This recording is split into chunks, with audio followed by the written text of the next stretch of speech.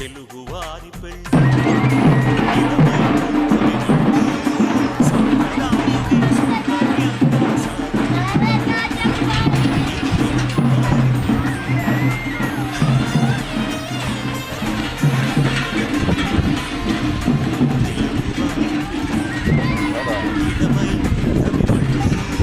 సంప్రదాయమే సౌందర్యంగా సాగుతున్న పెళ్ళి ఇది తెలుగువారి పెళ్ళి ఒకరికి ఒకరని అనుకుంటే అదే నిశ్చితార్థం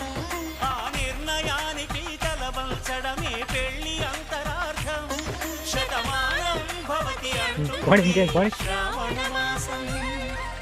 శ్రావణమాసం